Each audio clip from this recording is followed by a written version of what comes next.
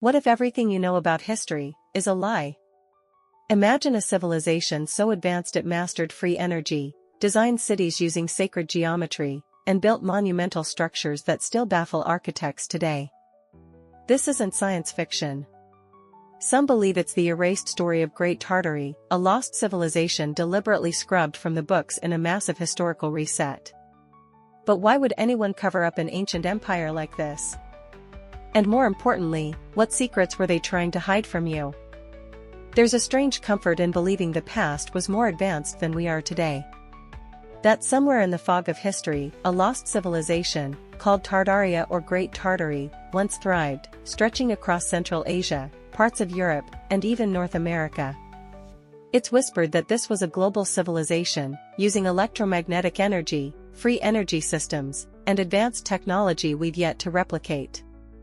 But here's the catch: if it existed, why does it feel like it was wiped clean from our books? That's where the idea of chronology manipulation and fake history begins to creep in. The term Tartary wasn't born from fiction, it appears in old maps and texts, often marking territories too vast or unknown for early Western scholars to label accurately. Think of it like a medieval version of Here Be Dragons. These cartographers weren't documenting a unified empire, they were labeling an enigma. A name like Great Tartary became a placeholder for regions spanning from Mongolia to parts of Siberia. And yet, that blank space on the map became fertile ground for imaginations to bloom centuries later. What fuels the fire today is visual: the ornate buildings, star forts, and breathtaking Victorian architecture scattered across continents. The people asking questions aren't wrong for doing so. When you look at a 19th century courthouse that looks more like a palace from a Beaux-Arts dream, it's tempting to believe it predates its supposed builders. But the question should never stop at what if? It should continue to what else? What else are we missing? What else have we been told to forget? It's no wonder the theory grips so many. It touches something primal, a collective sense that the old world might have been more magical, more evolved, and less mechanical than the sterile narrative handed to us. In this view, Antiquitech isn't just a curiosity, it's a suppressed legacy. The allure here is not just about history, but freedom. If Tartaria mastered free energy and sacred architectural principles, what does that mean for the systems that replaced them? What emerges isn't a map or a textbook, but a tension, a clash between the officially documented timeline and an alternate path hidden in plain sight, within domes, towers, and neoclassical facades. This is more than nostalgia. It's the suspicion that a historical reset occurred, deliberately wiping an entire advanced civilization from memory. And just when we begin to trace the lines of this erased past, we stumble on something even more curious: the strange case of architectural misreadings. Imagine growing up believing that Gothic cathedrals, glass palaces, and monumental train stations were purely 19th century creations. Then suddenly, someone tells you, what if these weren't built, they were inherited? That's the jarring premise of the Tartaria theory. It suggests we didn't construct civilization as we know it, we repurposed it.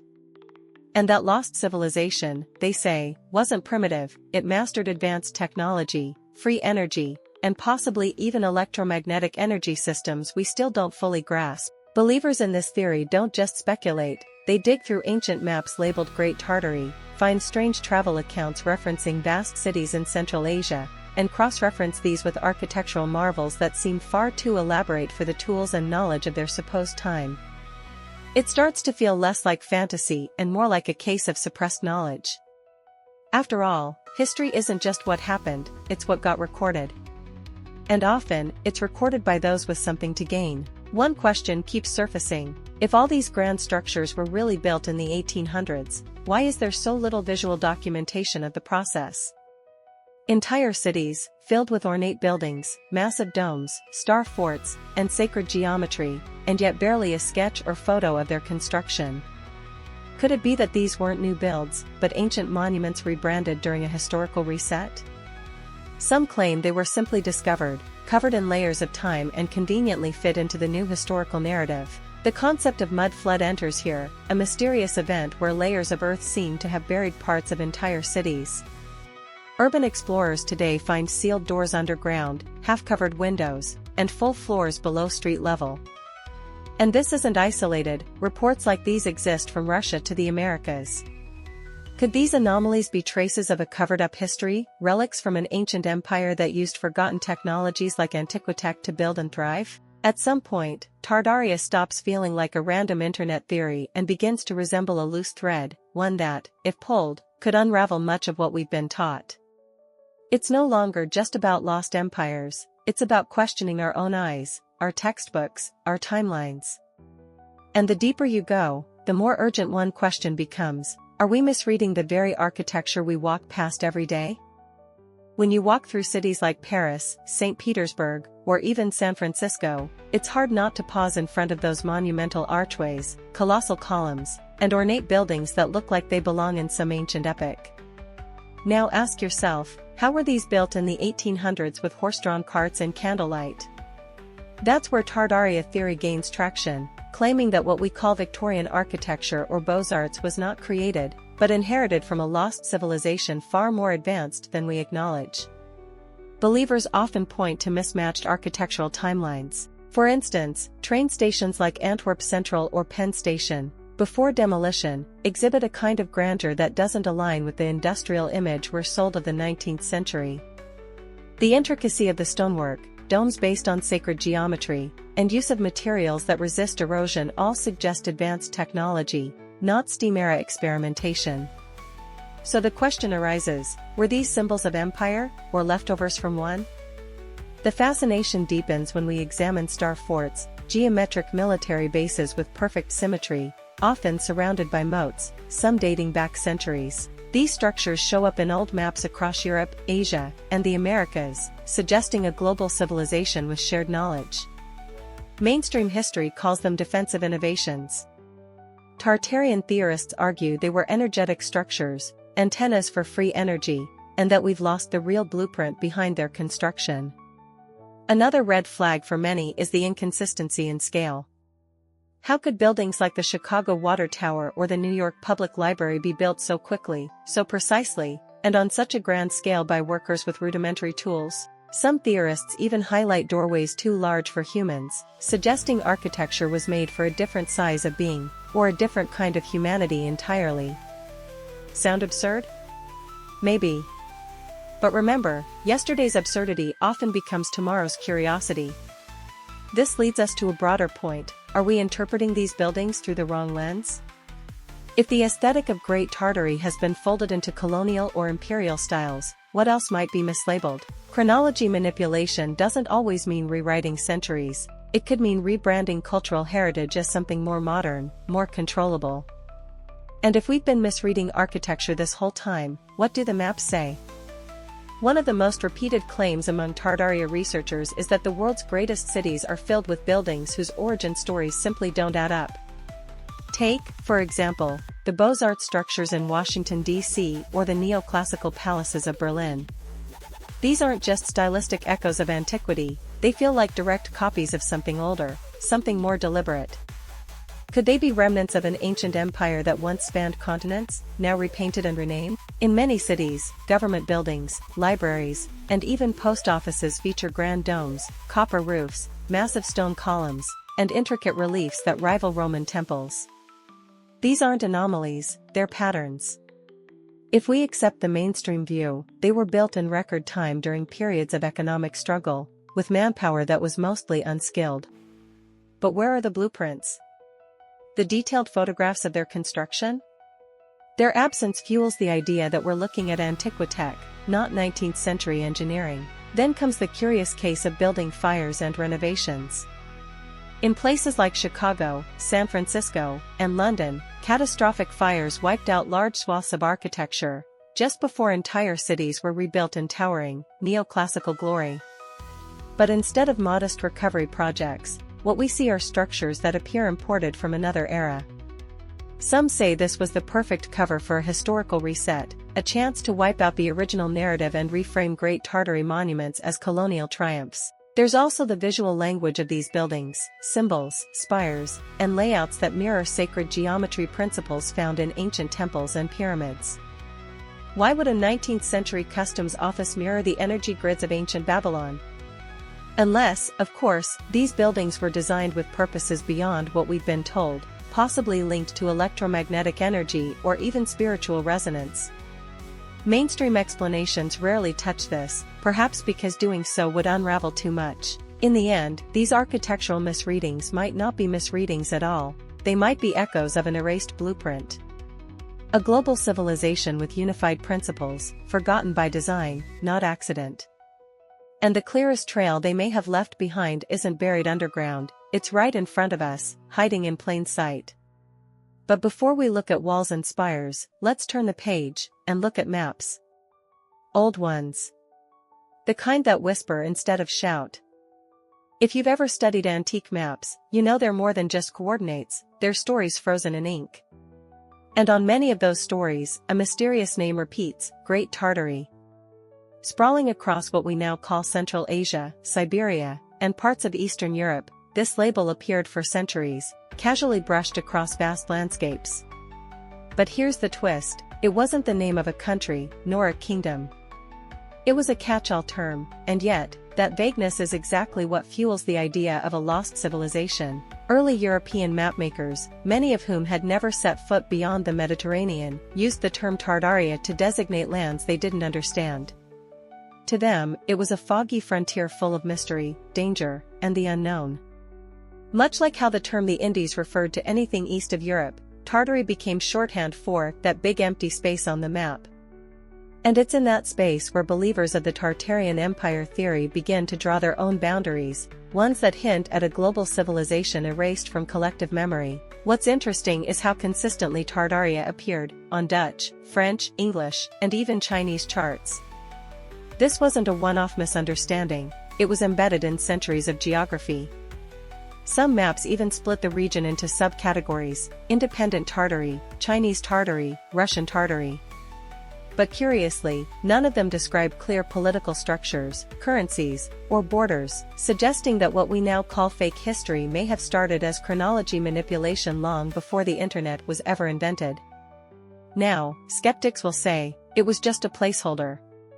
Sure, maybe, but why was it replaced so abruptly and so thoroughly by modern national identities? Why does no one teach about Great Tartary anymore, even as a geographical concept? That sharp erasure raises eyebrows. Could it be part of a larger cover-up, designed to bury a past where free energy and antiquitech were the norm, not science fiction? In historical transitions, silence often speaks louder than revisions. And let's not forget what was often drawn on these maps, star forts, energy grids, and city designs using sacred geometry, all meticulously placed across regions now considered rural or underdeveloped. How did those patterns get there? And more importantly, why were they left off modern maps entirely? These cartographic ghosts don't just hint at forgotten lands, they beg to be re-examined. Which brings us to the deeper mystery, why do some people still believe in Tartaria, despite everything? There's something unsettling about watching history vanish from a page. One century, maps are covered in the word Tartaria, the next, it's completely scrubbed. No announcement. No historical debate. Just, gone. That kind of silence doesn't happen by accident.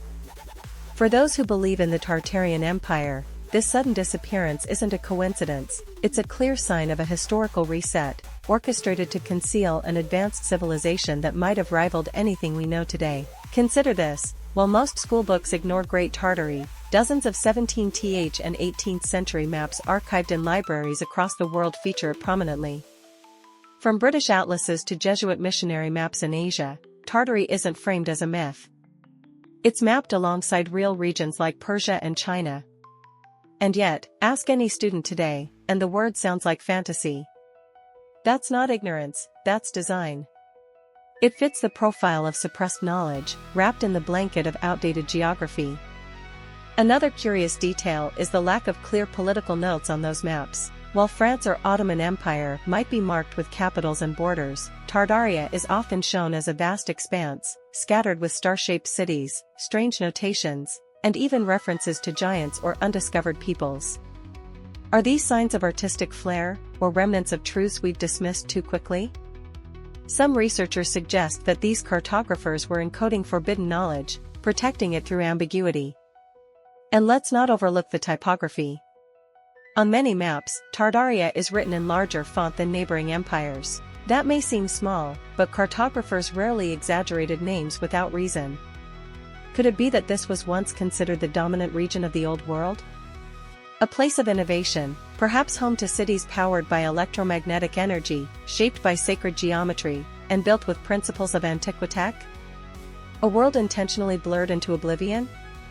What makes these maps so powerful is what they force us to ask: how many of our current borders, histories, and assumptions are based on cartographic edits rather than physical truths? How much of our worldview is built on someone else's choice of ink and paper? And once we begin to question the maps, we inevitably begin to question the motives behind them. Which brings us to the real heart of this mystery: why would anyone want to erase an entire civilization? There's a peculiar magnetism in believing that the world isn't as it seems, that the history we're spoon-fed is just a carefully crafted script. This is why the Tartaria theory persists. For many, the thought of a lost civilization, one that harnessed free energy, advanced technology, and built ornate buildings in harmony with sacred geometry, resonates deeply. It's not just about ancient maps or star forts, it's about a longing for meaning in a world that often feels sterilized and mechanical. Maybe that's why so many find comfort in whispers of a hidden past erased by design. This idea thrives in the cracks of our modern anxieties. Consider how often we're told, trust the experts. The past is settled. But what if it's not? What if Great Tartary wasn't just a myth, but part of a global civilization wiped out by a historical reset? This theory draws power from skepticism, especially when people see the same symbols, domes, and architectural patterns across continents. They wonder, was this really coincidence, or a cover-up hiding a shared past we're not meant to question? Another factor is nostalgia. Many yearn for a time when architecture wasn't glass boxes and sterile lines but Victorian architecture and Beaux-Arts masterpieces infused with energy and soul. Believers of the Tartarian narrative don't just see beauty, they see lost knowledge. What if those structures weren't mere aesthetic feats, but part of a vast antiquitech grid, humming with electromagnetic energy that powered cities without wires? Suddenly, the idea of fake history doesn't feel so far-fetched. The persistence of this theory also lies in its emotional appeal. Imagine living in a reality where humanity's potential was deliberately stunted, where ancient secrets were hoarded by a few while the rest were fed a false narrative. That stings, doesn't it? It's not hard to see why people fall down this rabbit hole. The notion of suppressed knowledge isn't just provocative, it's empowering. It says, you've been lied to, but you're smart enough to see through it. And who doesn't want to feel like they're part of an awakening? But maybe, just maybe, there's more than emotion at play here. What if certain patterns, events, and technologies are too consistent to ignore? Could there be a grain of truth in this so-called conspiracy? These questions are the hooks that keep minds turning late at night, scrolling through old photos of cities buried by mud floods, analyzing star forts, and tracing the fingerprints of a lost civilization. And as they do, a new curiosity begins to form. What if the evidence isn't just in the buildings, but in the systems we inherited? Part of why the Tartaria theory refuses to die lies in the nature of storytelling itself. Humans crave mystery, especially the kind that hints at suppressed knowledge and obscured truths. When people hear about Great Tartary, they don't just see it as geography, they see a hidden past, a chapter torn from the book of humanity. And the idea that an ancient empire with advanced technology once connected the world with free energy and harmonious design? That's too intoxicating to dismiss. The internet amplifies this fascination. Videos showing ornate buildings with partially buried windows or photographs of entire cities appearing to rise overnight spark endless speculation. Could these really be the results of mud floods that buried the old world? Or are we looking at evidence of a historical reset carefully disguised as progress? In digital spaces, these anomalies become more than curiosities, they're clues in a global treasure hunt for the truth. There's also a rebellious thrill in questioning authority. Many who embrace the Tartarian narrative feel betrayed by mainstream narratives and are hungry for alternatives. When history books dismiss Victorian architecture, Beaux-Arts, and neoclassical designs as merely decorative, it feels like a cover-up. Why would civilizations that struggled to feed their populations suddenly prioritize aesthetic grandeur on such a massive scale? Could it be that these buildings weren't built, but repurposed from a global civilization? Consider the psychological appeal. To believe in Tartaria is to believe that humanity is capable of more. If electromagnetic energy and sacred geometry once powered the world, what else have we been denied? That hope, that somewhere in the ashes of the old world lies a blueprint for a freer, cleaner, more connected civilization, keeps people hooked. It's not just about lost empires, it's about a stolen future, and reclaiming it feels revolutionary. Yet the theory's staying power isn't only emotional. It's fueled by the gaps, the silences, the places where official history mumbles instead of speaks. For every neatly documented dynasty, there are regions shrouded in mystery, like Central Asia, where vast lands once labeled Tartaria seem to vanish from modern maps. And so the question lingers like an itch you can't scratch: if this is all just fantasy, why does the evidence feel like it's hiding in plain sight? For all the allure of secret empires and suppressed knowledge, hard evidence tells a different story. When archaeologists and historians dig into the lands once labeled Great Tartary, they don't find traces of a unified global civilization. Instead, they uncover layers of nomadic cultures, kingdoms, and empires like the Mongols, Qing dynasty, and Tsardom of Russia. Each left clear imprints, texts, coins, fortresses, that fit into the broader timeline of the old world without hints of advanced technology or free energy grids. Believers often point to the lack of photographic evidence for grand construction projects, suggesting a cover-up. But historical archives across Russia, China, and Mongolia are filled with detailed records of laborers, engineers, and artisans creating these ornate buildings brick by brick. From St. Petersburg's palaces to Beijing's Forbidden City, there are sketches, contracts, and even journals documenting the sweat and ingenuity of ordinary people, not whispers of a lost civilization or antiquitech. Let's take the famous star forts as an example. To Tartarian theorists, these are energetic nodes for channeling electromagnetic energy.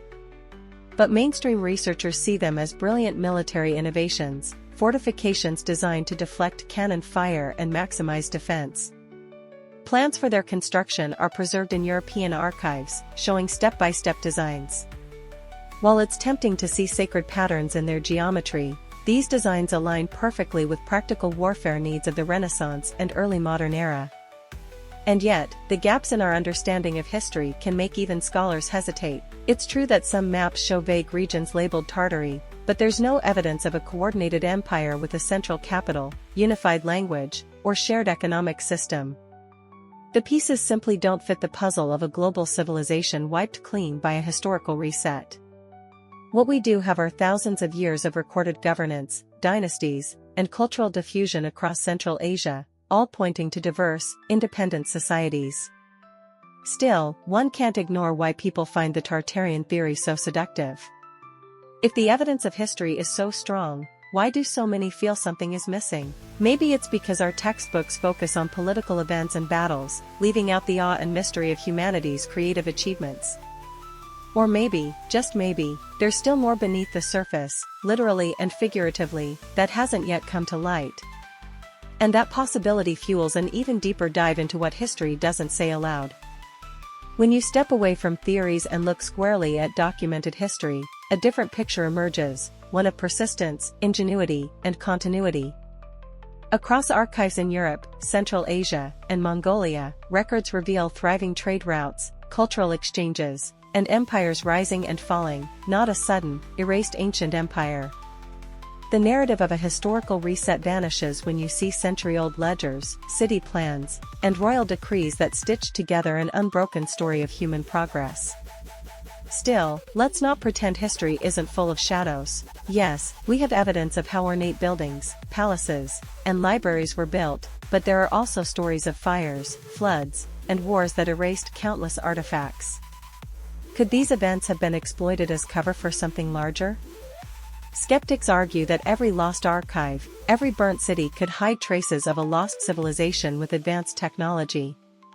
But for now, mainstream researchers insist there's no gap large enough to fit the grandeur of Great Tartary. And what about those mesmerizing symbols carved into neoclassical facades or the mysterious alignment of structures using sacred geometry? Engineers and historians often attribute this to artistic traditions and a fascination with celestial order, not to electromagnetic energy grids.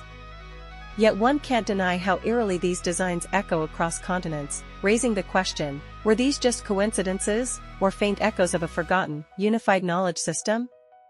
Then there's the technological question. If Antiquitech and free energy once powered cities, where are the remnants, machines, devices, or even descriptions? Mainstream history points to steam engines, telegraphs, and coal as the backbone of 19th century progress, leaving no space for wireless energy systems or hidden power sources. The Tartarian narrative suggests these innovations were deliberately erased, replaced with less efficient technologies to maintain control. But again, where's the smoking gun? Perhaps the truth isn't black or white. Maybe history isn't hiding an all-powerful global civilization, but rather thousands of small advances and forgotten experiments scattered across time.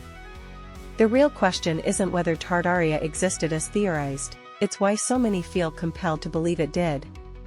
And to answer that, we need to explore not just facts, but feelings. Why do so many cling to the idea of an erased golden age? To truly understand why the Tartarian narrative grips so many, you have to step into the mindset of a seeker, someone hungry for truths buried under layers of fake history. Imagine reading medieval travelogues that describe vast, vibrant cities in Central Asia, only to realize those same places are absent from modern discussions. Could it be sloppy record-keeping? Or is this the fingerprint of a historical reset, designed to wipe away the traces of a global civilization? Then there's the architecture, those Victorian-era marvels and Beaux-Arts masterpieces scattered like breadcrumbs across continents. Skeptics say these are simply products of their time, yet believers see them as evidence of Antiquitech, relics of a lost civilization that understood sacred geometry and harnessed electromagnetic energy. What if the grandeur of these buildings isn't just aesthetic but functional? What if they were designed as part of a larger energetic network? To explore these ideas further, consider digging into the history of Great Tartary on old maps and journals. Start with Mercator's 16th century works, or examine Jesuit accounts from their expeditions into Mongolia. Notice how casually these sources refer to regions now dismissed as empty or undeveloped. Are we to believe entire cultures simply vanished without a trace, or is there a deeper cover-up at play? And let's not forget the symbolic patterns. Why do city layouts, monuments, and even fountains from Paris to St. Petersburg mirror ancient sacred designs? Mainstream historians attribute this to Romanticism and classical revival, but Tartarian theorists suspect otherwise. Could these elements be breadcrumbs left by an ancient empire, one that mastered free energy systems we can't even replicate today? At this point, you might feel torn between two realities, one where history is a neatly written, linear story, and one where it's been shattered and rewritten to fit a false narrative. That tension is exactly what drives the obsession. Because once you start seeing these patterns, it's hard to stop. And the next logical step is to ask, how much of our modern world rests on top of a forgotten one? If you've ever stared at an old map, you know there's a peculiar kind of magic in its faded ink and curling edges. Names like Great Tartary aren't just words, they're whispers from a hidden past. What if cartographers weren't just recording geography but encoding forbidden knowledge?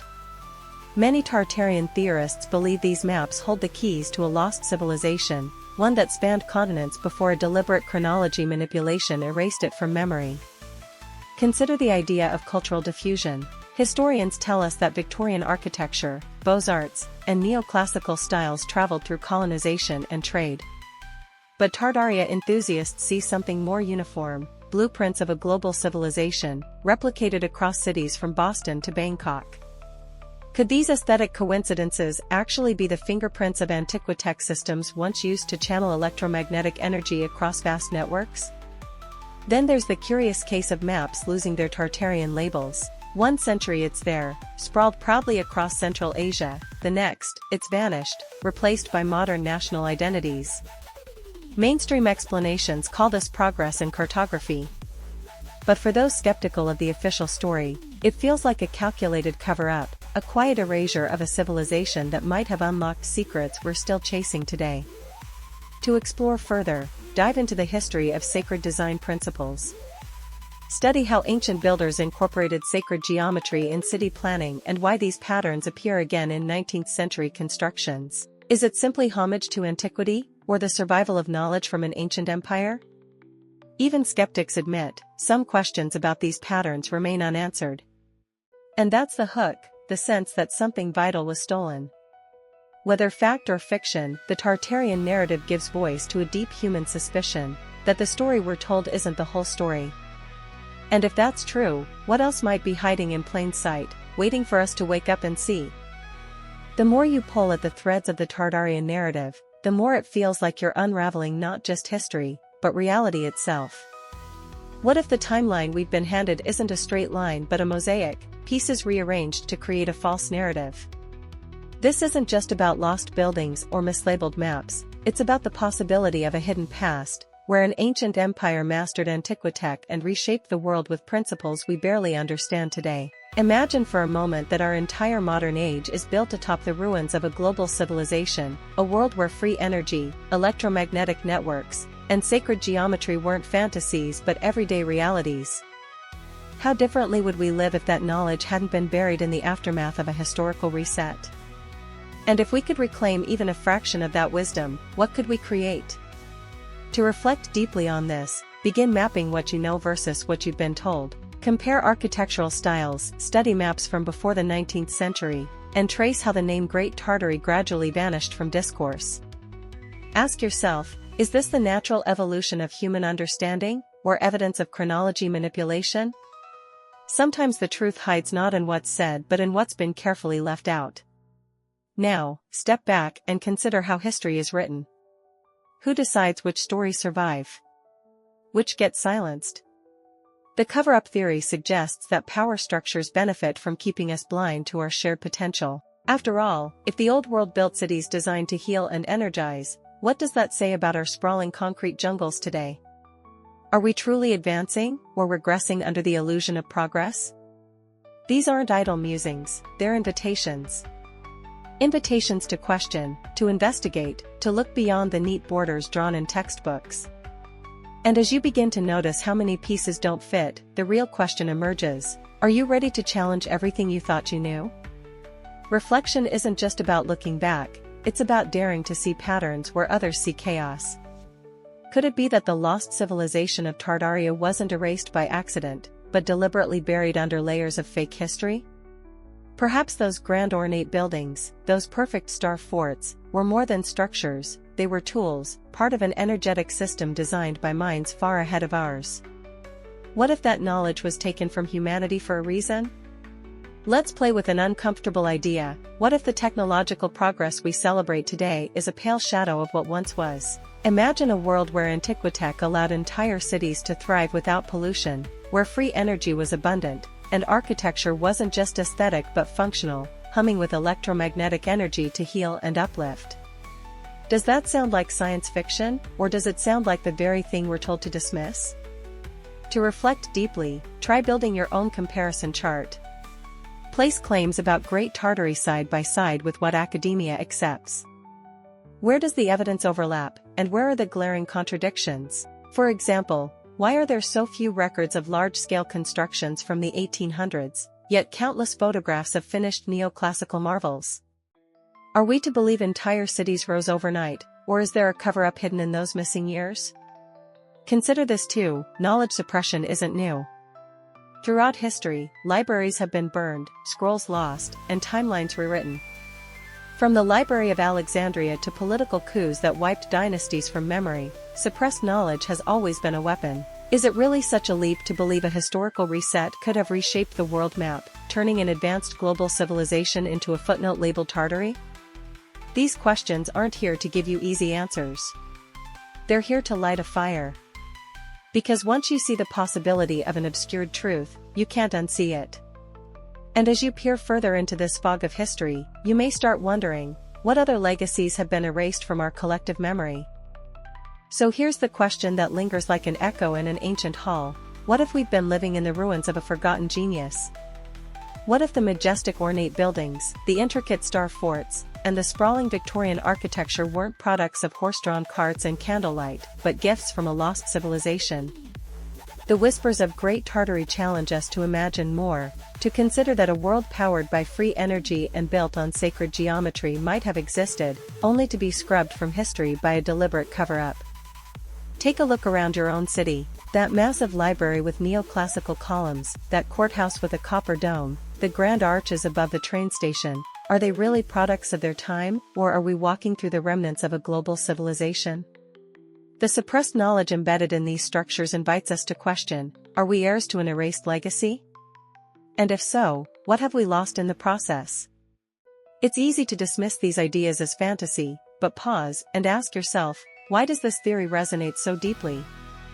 Maybe it's because we all feel it, deep down, the sense that something isn't adding up. The narrative we've been fed feels too linear, too clean, too mechanical. Could this be the residue of a historical reset, a silent rewriting of everything we think we know about the old world? The temptation is strong to close the book and return to the comfort of accepted history. But what if that comfort is exactly the trap? If antiquitech and advanced technology once existed, what else could humanity reclaim by pulling on this loose thread? Perhaps this isn't just about the past, it's about the future. The suppressed innovations of Tartaria might hold keys to liberating us from systems that thrive on ignorance and dependency. And so, as the curtain falls on this journey, one thought remains: the maps, the buildings, the strange alignments, they're still here, waiting for someone to see them with new eyes. The question is, are you brave enough to look? Maybe you felt it too, that quiet itch in your mind when you see a building that looks too perfect, too advanced for its time. Could it be that we're walking among the ruins of a hidden past, blind to the truths carved into stone and encoded in sacred geometry? If Great Tartary really existed, what else have we inherited without knowing? And here's the scary part: if history was rewritten once, how can we trust what we're told today? Now ask yourself, what would you do if you found out our ancestors had access to free energy, clean cities, and advanced technology, and that it was all stripped away to keep humanity small? Would you ignore it and move on, or would you start digging for answers? Because make no mistake, there are still traces out there. Maps, structures, and artifacts that survived the historical reset, waiting for someone curious enough to notice. Here's the uncomfortable truth: most people won't question it. They'll shrug, scroll to the next video, and let the mystery fade. But not you. You're here because part of you refuses to accept the easy story. You want to know why the old world feels like a forgotten dream, why the timelines don't align, and why so much of history feels manufactured. That spark? That's how revolutions of thought begin. So what are you going to do now? Will you let this fire die out, or will you fan the flames and seek the suppressed knowledge hidden in plain sight? Because if you're still here, reading this, you're already different. You're not afraid to ask the questions others avoid, and maybe, just maybe, you're ready to join the growing wave of seekers pulling at the threads of a fake history. If you want to keep peeling back the layers of this mystery, hit that subscribe button and turn on notifications. Together, we'll explore more of the clues, the lies, and the strange beauty of a world that might not be as it seems. The rabbit hole goes deeper than you think. Are you ready to jump in? If you've made it this far, you already know, there's no going back. The illusion is broken. The spell is undone. What remains is a world bursting with hidden patterns, forgotten legacies, and silenced truths, just waiting to be seen with new eyes. You haven't just read a theory. You've touched a fracture in the matrix. You've heard the echo of a buried empire calling you by name. The path forward won't be simple. You'll be mocked, labeled, dismissed. People will call you crazy for daring to look where they refuse to. But remember this: every truth seeker was once branded a fool by those who needed the lie to feel safe. This isn't about convincing them. It's about liberating yourself. From now on, everything changes. Maps become puzzles. Buildings become messages. History becomes a layered code waiting to be cracked. You'll start noticing the domes, the antennas, the obelisks. You'll question why cities feel like circuits. You'll walk through your neighborhood and realize you're living in the ruins of a forgotten world. And your job now? To uncover it. Piece by piece. This is a hero's journey disguised as research. The quest is real. The stakes are spiritual. Because if we've truly inherited a world designed with energy, harmony, and divine geometry, then the real conspiracy is how far we've been led from that truth, and how desperately the system works to keep us there. So this is your invitation: question louder. Research deeper. Connect with others who are waking up. Not to argue, but to build. To remember. To reconstruct the real story of Earth, one forbidden fragment at a time. You're not alone. You never were. Tartaria was just the door.